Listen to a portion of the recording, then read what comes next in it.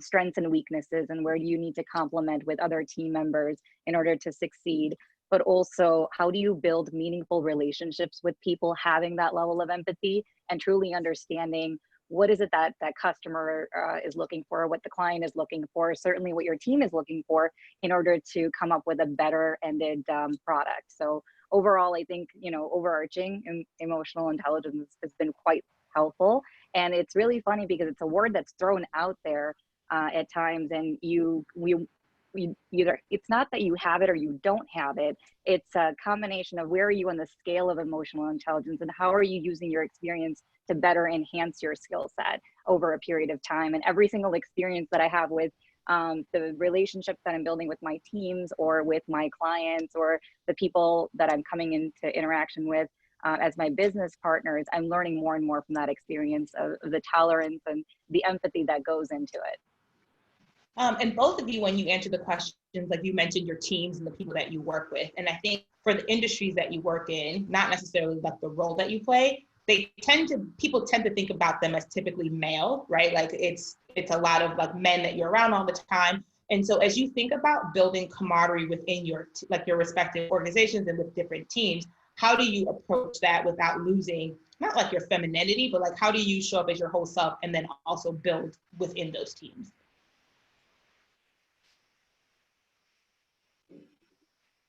Well, for me, especially with the pandemic we're going through right now, a major part of my role and my job is to drive sales results and to make sure my agents are not only driving results, but creating good processes around those results so they can replicate that same system in the future to be successful.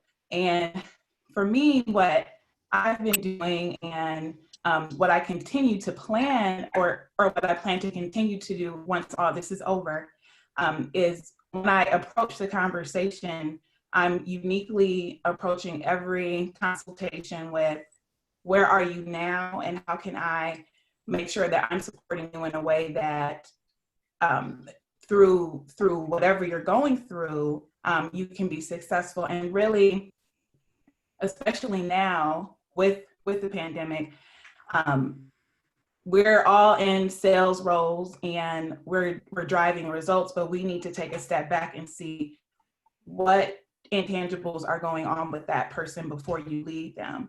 And then once you figure that out, you can replicate your delivery to make sure that they're successful after.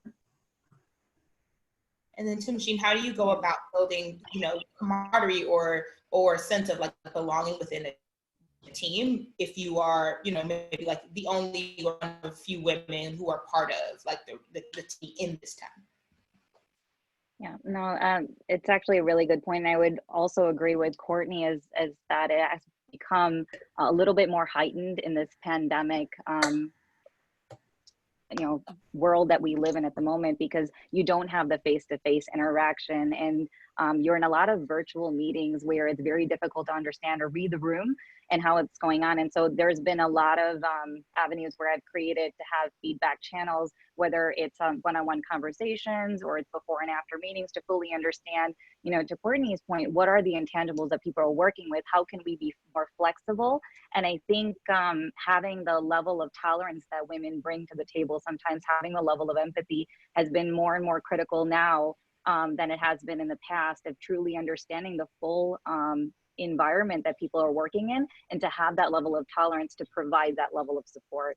I have had team members that when this pandemic started, we went to mandatory work from home, quite a few weekend email traffic chains of, hey, I'm going to have to figure out with my spouse of how do I, what hours I can take versus what hours they can take. And I'm going to have to take a couple of PTO days throughout the week, at which point I had to take a step back and really just bring this to reality of, hey, if you're going to start taking PTO now, you're going to be taking PTO for a while. So how can we work on a very flexible schedule to ultimately meet the goals that we're trying to achieve? How do we build a team and a network of support versus, you thinking you're on your own in your individual, situation? We have to really think broader as a leader, and certainly think about the skills that we bring, which are, higher tolerance, higher empathy, and truly understanding the intangibles, just as Courtney has mentioned. And I think both of you kind of touched on this a little bit about we're living and working in some very different times. I don't know that there's been times like this in the past. So for you in your role, how are you thinking about innovation and innovating to make sure that, for example, Courtney, I'm sure sales and like your prospecting and all that stuff for your agents, like that has changed and the processes have changed. And so how are you thinking about innovation when it comes to making sure that on the other side of this, whatever that looks like, that your business still continues to grow and thrive?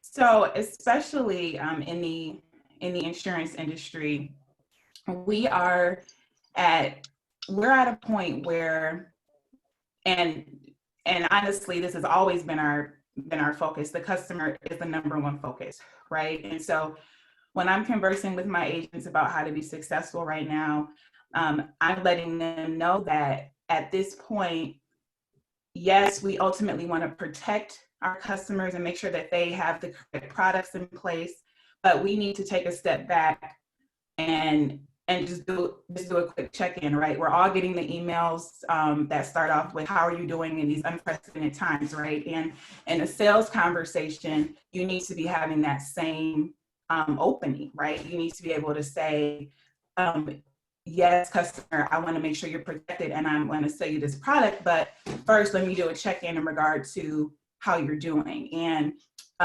especially in sales where you're cold calling, making a lot of the same repetitive activities, you tend to just kind of treat everyone the same. And for me, what I'm doing with my agents is saying, let's take a step back and be more thoughtful when we have these conversations. And really, once all this is over, you should be doing the same thing. Yeah, I think from my perspective, I would almost say that we need to make sure as leaders, we're not losing sight of the goalpost of what we're trying to accomplish here. Given the environment that we're in, I would almost say that I think I've become a little bit more selfish with my time of where am I spending my time, which meetings are we attending? And I'm asking the teams to do the same thing. Is this the most effective and efficient use of our time? What are we trying to achieve here? Again, customer focus is absolutely key in the industry we are in as well, whether it's, certainly going out to the customer or supporting our business partners and truly understanding what that need is. And everybody has very limited time now more than ever because they're balancing so many different things. So I think, if I were to take a step back, it's really probably being more meaningful about the time that we're spending, being in the moment, and making use of the very, very limited time that we're getting with our business partners.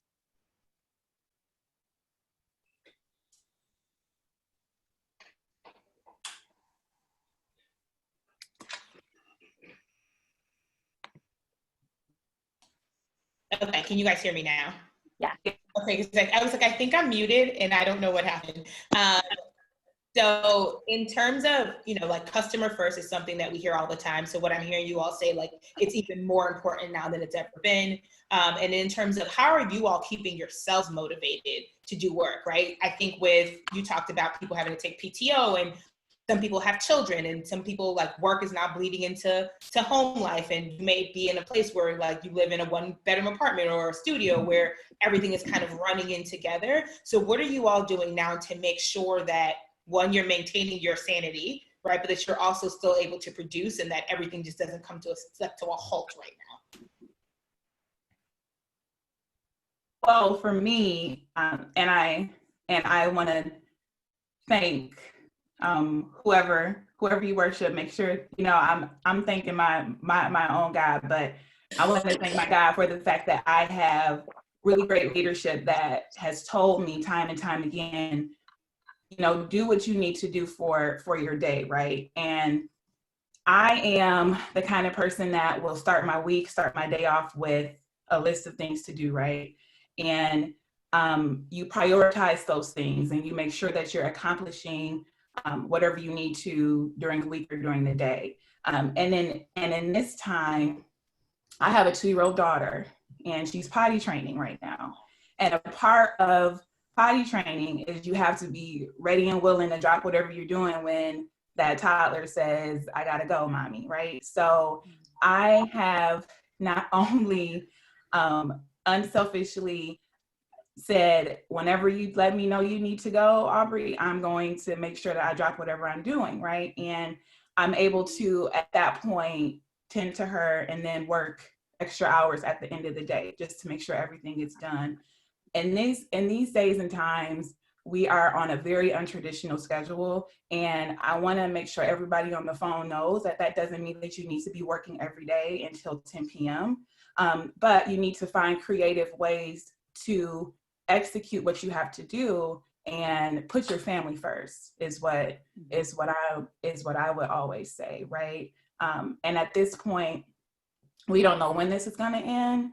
So I want my daughter to know that, yes, my goals and, my job is important, but ultimately, whatever you're doing, whatever milestone you are going through at that point is important as well. So flexibility for sure. Yeah, I would wholeheartedly agree. And I think I'm with Courtney. I think generally the leaders that we have, and one of the first layers of communication that we got once we went through mandatory work from home was just wellness, well-being, making sure you're building breaks into your time and your day. And that communication has been consistent on a weekly basis, coming down from the very top and certainly throughout leaders in the organization. And they, whenever they come up with newer ideas of how do we build that break in the day and having that level of tolerance for others, it's really helped resonate. And there's something to be said about communication and consistency in communication. And certainly it's enabled the leaders here to have a better conversation with the team members, and being flexible is it's probably the key word right now. We're all working, and we're all working very flexible schedules. It's just understanding what is it that we want to accomplish, what's the goalpost, what are the milestones that we're trying to achieve, and then working with your team to figure out where you fit that pocket, and help each other out where necessary. So and at the end of the day, I think most the companies that are doing this and the leaders that are doing this are taking a longer term view, because it doesn't help anybody if you're going to be burnt out in the next 2 or 3 months from now, because watching to your point, we don't know when this is going to end. And so do we want our employees to be well engaged and be able to run a marathon, or are we asking them to run small sprints? It's really just differentiating between that. And I think we've been very grateful to have that leadership support, but also the companies that are communicating wellness is absolutely critical and first. And there was a question about motivation. And honestly, in the beginning of this, I think a lot of us felt like we're going to have all this time now to do all these different things. And then when you don't actually do those things, you're like, oh my God, I'm so lazy. I thought I'd be building a business or doing all these things. And there was a quote that said, you're not working from home, you're sheltering in place during a pandemic and trying to work, right? There are so many things that are happening outside in the world. I was telling a friend earlier, in 24 hours, I had 2 friends lose parents and someone find out their mom had cancer. And there's nothing you can do about it. Those real world things don't stop because we're working from home. And so it honestly, sometimes you can't motivate yourself. This is my first time putting on a real outfit in 2 weeks, right? It's like that sometimes. And I think finding ways not to feel guilt around that, right? There's a lot happening that we have to process. Nobody has had to process this kind of information in the past. And so I think part of motivating yourself is giving yourself the grace to accept that you're not going to be, especially the type A's, because I know it's the type A's that are struggling. If you are type A, like I am, I'm on the struggle bus with you, it's understanding that these are just unprecedented times, and your body is going to respond how your body responds, and that's okay. Sorry, I was just going to just piggyback on both your points. So flexibility is what we just talked about, but I think that is very important for every leader on this phone to be fully transparent in your communication during this time, right?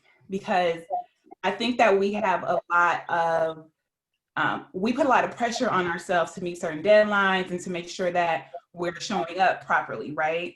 And so what I feel, especially in these times, is you just don't have enough time sometimes in the day to get everything done, because like you said, we're working from home, but it's a little different, right? But what we need to do as leaders is keep the lines of communication open. Make sure that if you're not delivering on a certain deadline, you are proactively communicating that. And you can't always assume that everyone is going through the same thing you're going through. So I would definitely make sure that you keep communication key and make sure that your leaders and your team know what's going on with you. You don't have to, everyone that have to be in your business, but you need to make sure that if you're not going to deliver on the deadline, everyone has full transparency as to when you're going to actually do it, right? So something I wanted to add. So the topics of, there's another good question. So there's a question that says, how do you reward yourself for your daily accomplishments? Like, do you have something in place that, like, once you get to the end of the day where you're like, I made it, like, I'm doing this for myself. Is that a practice that you currently have? No, but that's a really good practice to have. I think, do what brings you energy. So if there's something that, you enjoy doing, whether it's just, reading a book, just taking a walk, or, whatever have you, or having that piece of chocolate that you may have sitting on the shelf, have it and do the little things. But I think from a motivation and, energy perspective, what I will say is Courtney, I think you bring up a really good point. We focus so much on our team. Sometimes we forget about ourselves. So anybody that is listening, make sure that you are building some level of motivation, certainly for yourself. But one of the things that my teams have appreciated is recognizing the little milestones and even having these conversations of, okay, yes, we missed a deadline, we missed a goalpost, making sure we're proactively communicating, but here's what we accomplished though. We weren't able to get to, point A to point, C, but we were able to at least get to B and understand there's a little bit more of a root cause that we need to solve for. Better is better. And so having that level of motivation and being able to communicate that to our teams to get them to move forward, because you don't know what's going on. A lot of times they're also not sharing some of the things that they're dealing with in their lives as well. And then Courtney, do you have a reward that you gave yourself? I would say that I initially make sure that at the end of the day, I thank my support system, right? I make sure that they know that I appreciate them. And then I have a glass of wine if it's been a rough day. And I'm trying to make sure that I'm keeping myself healthy during this time as well. So having that balance, I feel like even though we're in a pandemic, the routines that we're doing now in regards to work is just definitely going to be something that we should all continue to do. Make it a point to get outside and not just have that glass of wine at the end of the day. And then I think a third thing that I've realized during this time is that boundaries are super important. And I know a lot of people are afraid to enforce boundaries because of, the job market and all of those things. But if you don't have boundaries, like, you could burn out. And so in the beginning of this, my work schedule was very like, I'll do it at this time and this time, and I'll do a call at this time. And then by the third week, I was like, this is not sustainable. And like, I don't even have actual real life responsibilities. Like, I don't even have a pet. And so, but I was still tired. And so my reward now is once I do the things that I have set out to do and needed to do during the week, I take the weekend to actually relax and enjoy myself, right? And that could look like some self-care stuff at home, but I'm not opening my laptop, which is not normal because part of my job is sales and just like always being on. But once I've done that during I can't have consecutive 7-day-a-week work days. Like, it's just not sustainable. So for me, it's being intentional about taking the weekend off to, try a new recipe, maybe go for walks, or just like doing things that can clear my mind so that it's not all the time that I'm on. That's kind of how I reward myself at this point. But I still have my wine though. Like, let's not get it twisted. I still drink my wine. So let's see, I'll circle back to a few more questions. But one of the things that we've talked about, right? We're all leaders. I think we all manage teams. And so the assumption now is that you have a voice at the table, right? You have a seat at the table. How are you thinking about making sure that your seat isn't the only woman's seat at the table and that you're cultivating other talent, be it people who are currently on your team or people that you may know within your organizations? Like, how are you thinking about bringing other women to the table? Well, you want me to start watching or? Okay. I am constantly thinking about how we can add diverse opinions to the table, right? And it doesn't necessarily have to be a woman, but I mean, to be transparent, I'm always looking for great female leadership to add great opinions. And for me, when I'm at the table, I take it and I make it a point to be as humble as I can, right? Because we've all been at a table where we're the leadership, and then there's people in roles that aren't necessarily leadership roles, and they're constantly looking at you and the way you lead, right? So I'm very intentional about the way I conduct myself in meetings and in emails, because I want the people who aren't leaders but that aspire to be leaders to be motivated, right? And to know that just because you get into a leadership position, you know, you don't have to change how you act. You don't have to have a certain facade. You just need to deliver results, right? And I'm making it a point to always have a mentee, whether that's informal or formal. You should always have someone that you're pouring into, because people did that for me. And ultimately, when I'm pouring into that person, I'm motivating them and saying, you can be better than me. You can do this 10 times better than me, right? And just making sure they know, though, that you need to be able to drive results. I can help you, but you need to be able to, when I put you in front of that person, or when I say, hey, come sit here next to me at the table, you need to be able to have the work ethic and be able to drive results as well. And I'm going to teach you how to do it. That's just my personality. If you don't know how, let me know and I'll teach you. And then Timshi, how are you thinking about creating opportunities to have other people, other women at the table that you said? Yeah.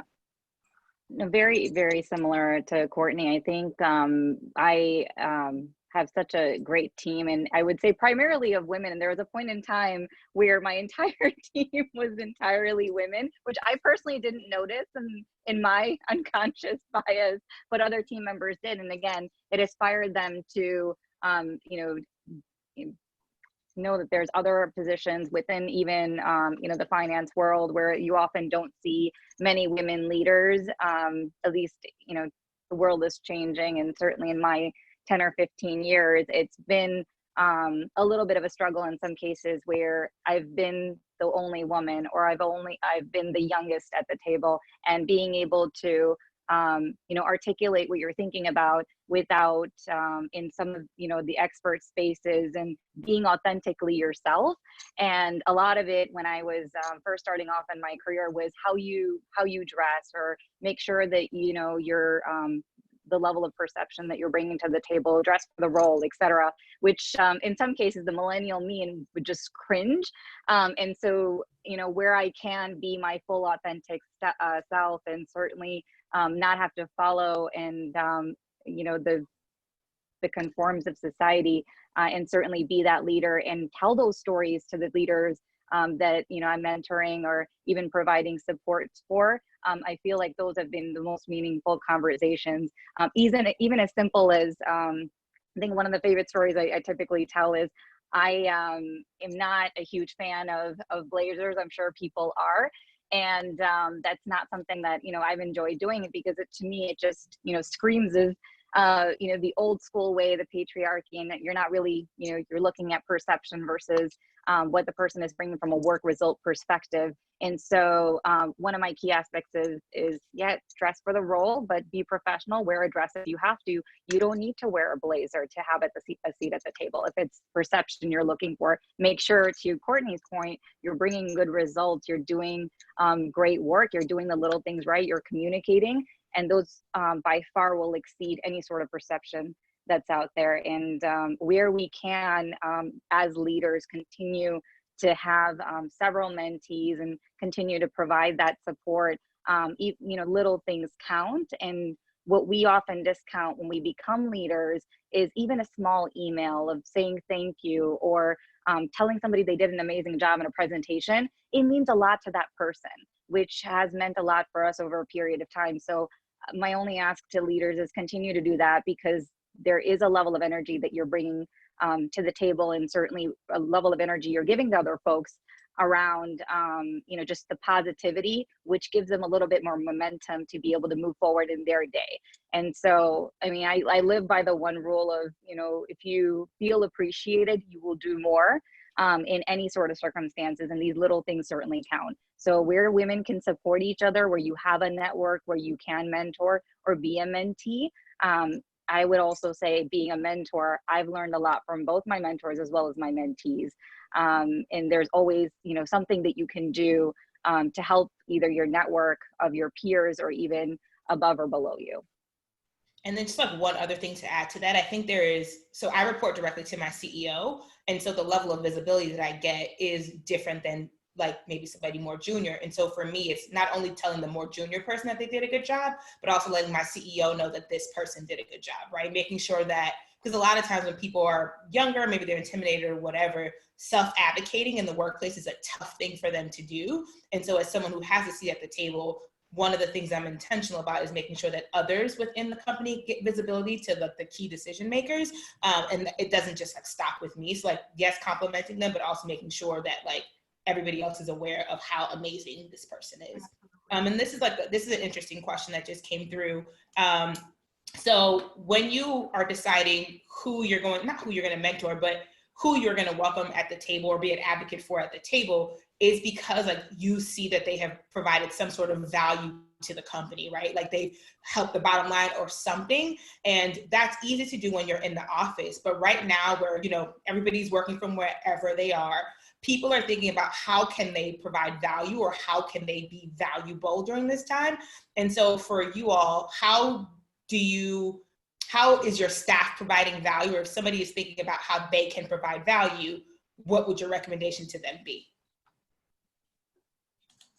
Yeah, I would say that's a really good question. I think it, generally, overall, where I have asked for support, even whether it's in a regular setting or even in a virtual setting, reach out to the person that, is inspiring you or someone as a leader. I think what our company does very well is we have these random 30-minute kind of coffee breaks. And at no given point in time, no matter who I've reached out to, even throughout our leadership team, they will make time for you. And so if you are looking for a certain role within a different organization or a different, group that we have, reach out, have the 30-minute coffee touch point, tell them about your interests, tell them about your skill set.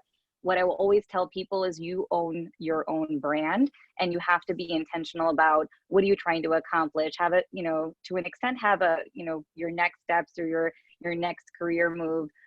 And start building those relationships early on, and helping, and providing that insight into what your skill sets are, what are you aspiring to be. So as roles are becoming open or even opportunities or projects are coming open, that person knows your name. And there's no better way to do that than reaching out directly. And if you don't feel comfortable watching them, I'm with you on this, how can we enable that as leaders for our team members? So as we're having career aspirational conversations, tell me what you're interested in. Are you interested in, sales, marketing, HR, whatever have you? And we can use our own network to build that connection for that person.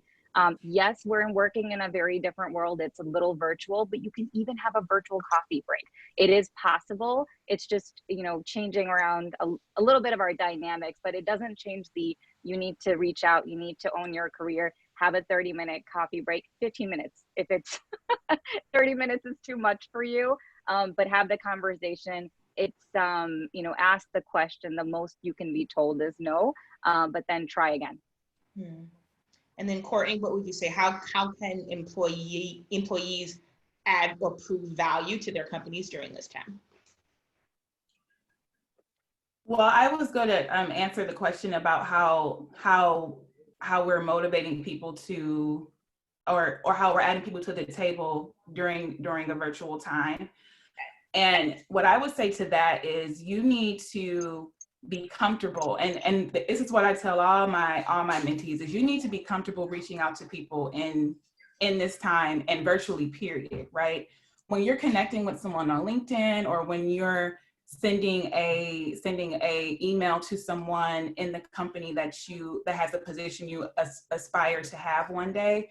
You need to be able to comfortably introduce yourself and say, hey, this is why I'm contacting you and this is what I've done, right?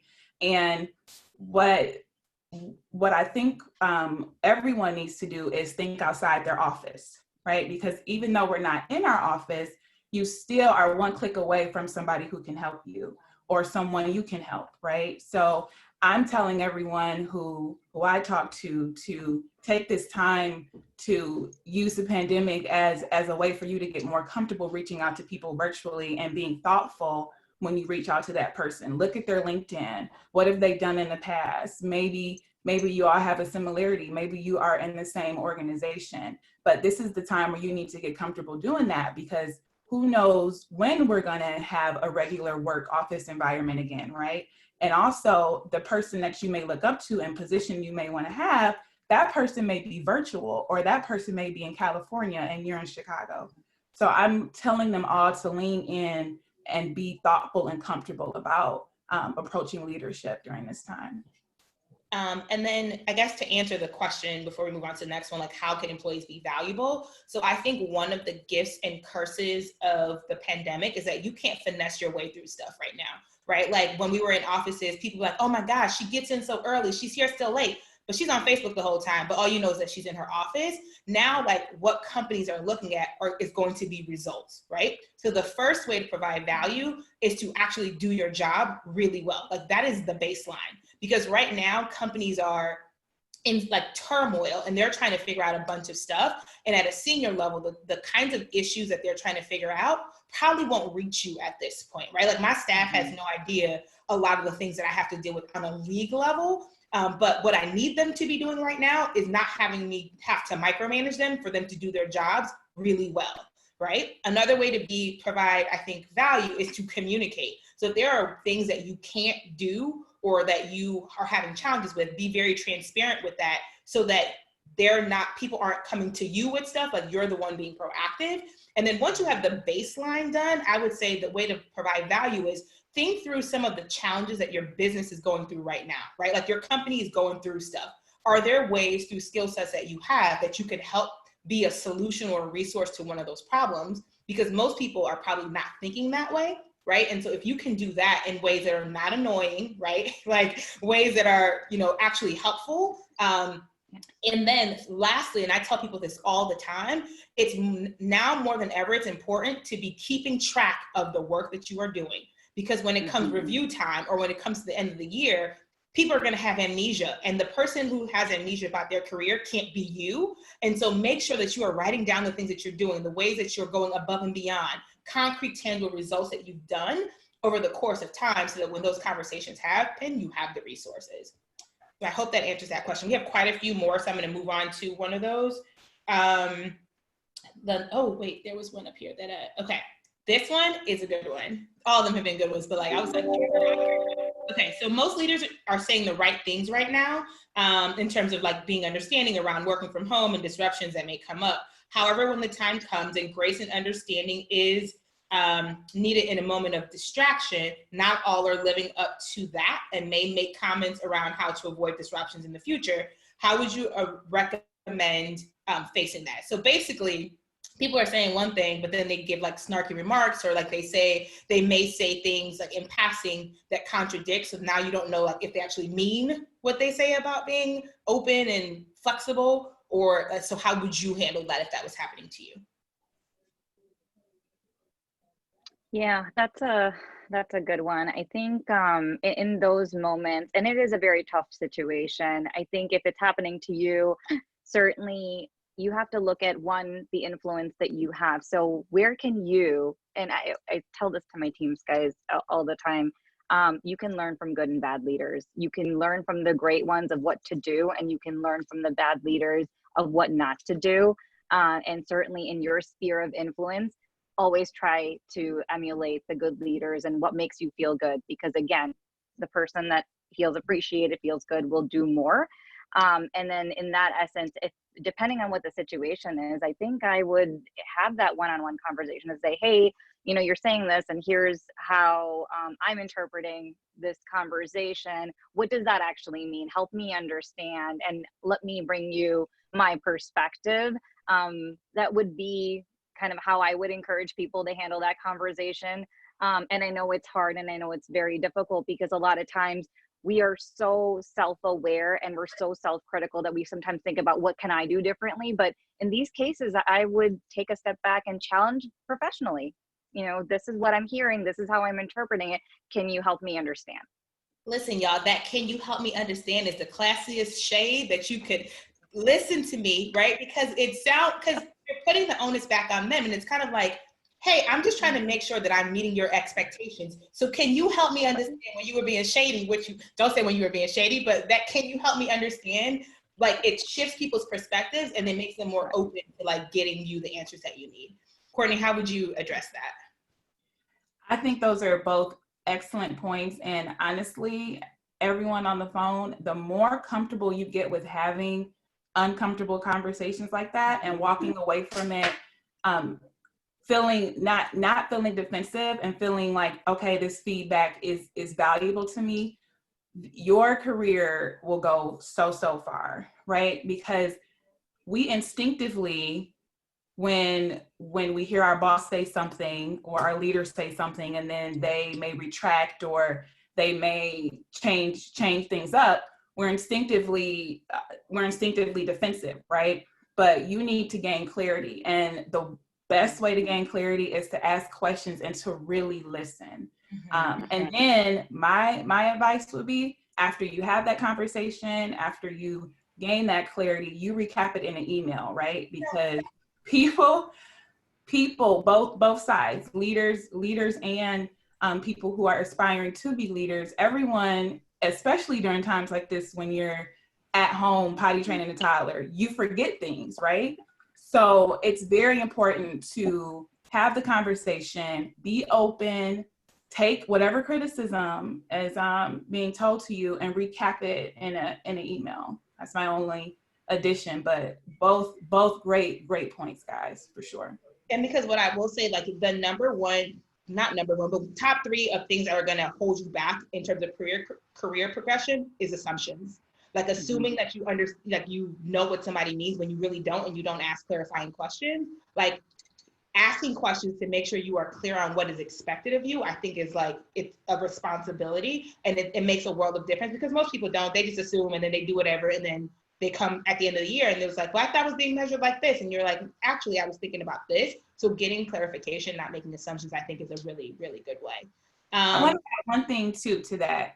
When your boss comes back to you, or your leader comes back to you with a change in plan or strategy, sometimes it's best to roll with it, right? Because you don't know what's happening behind the scenes. And we need to be able to, like I said, listen to what they're saying. And you don't know if that leader is getting higher directive from the president or the CEO on the way things need to be now, right?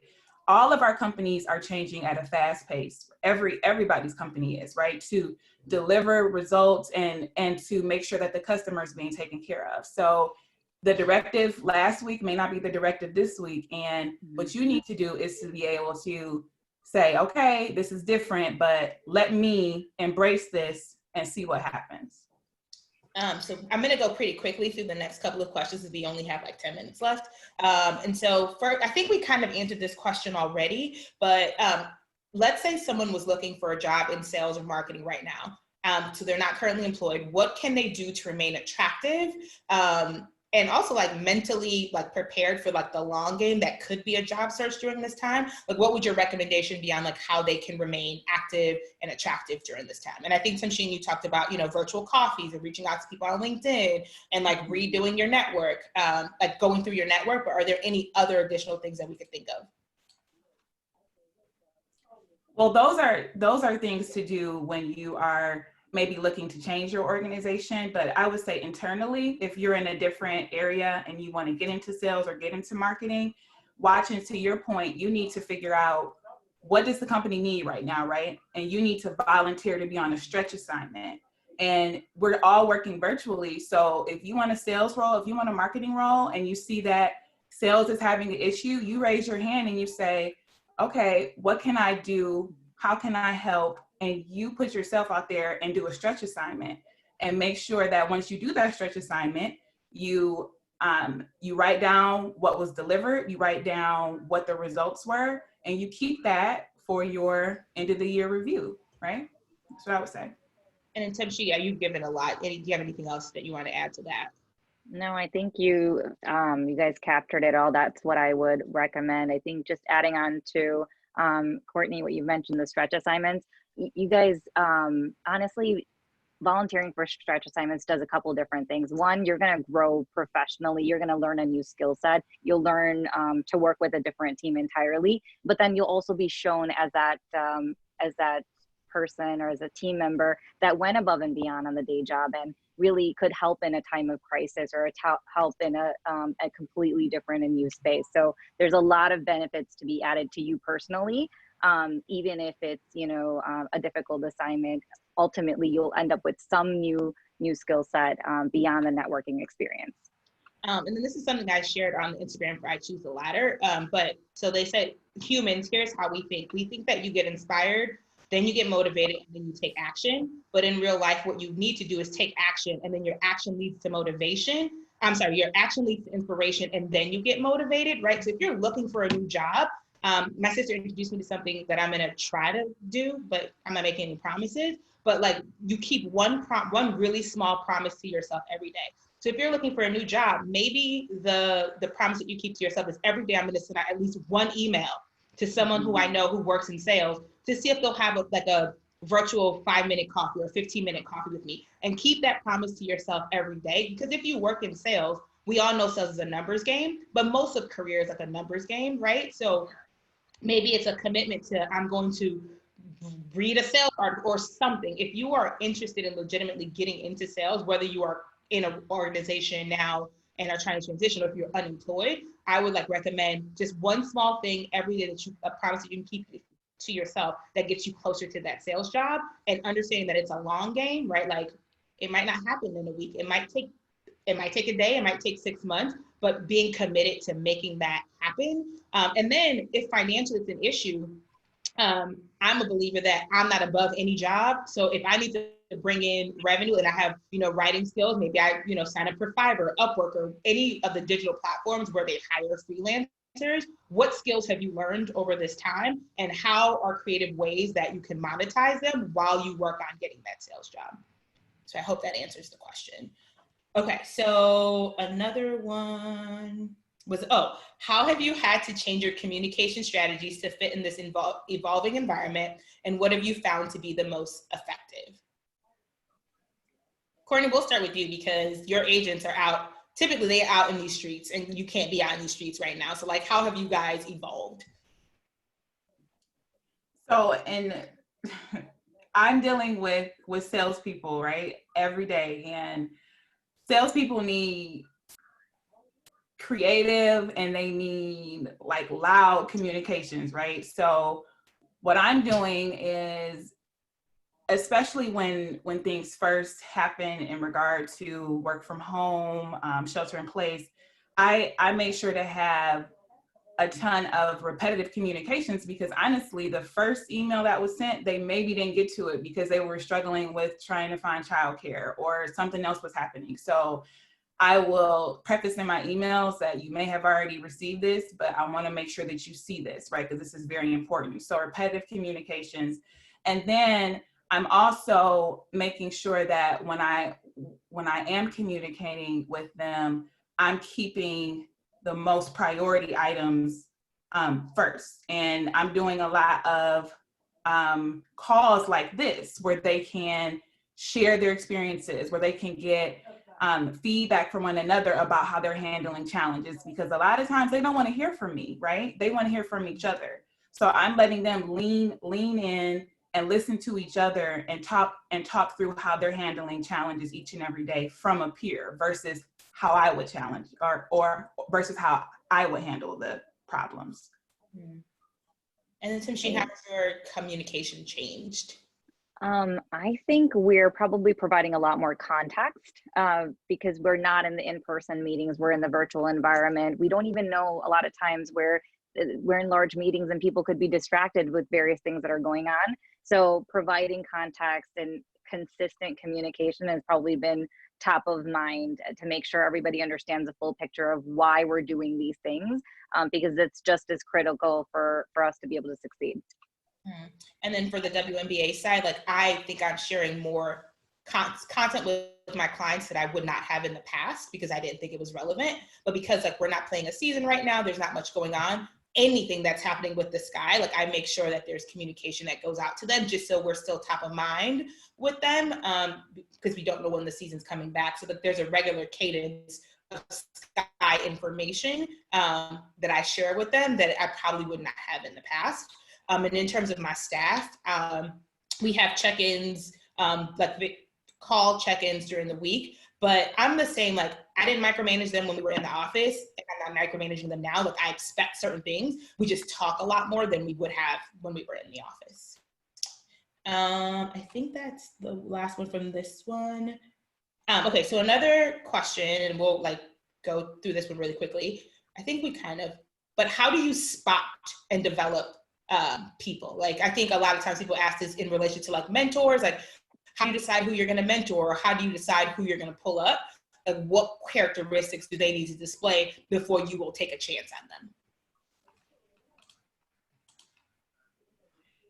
You know, I have to say, from my perspective, I think I've had people that have reached out to me that are now my mentees. And I think I generally, I appreciate the proactive approach that they're owning their careers and they've asked for me to be a mentor and provide them advice. So certainly from my perspective, I think I'll look for the proactiveness. I'll ask you to own your careers and have the initial conversation, and then happy to continue and mentor and support you.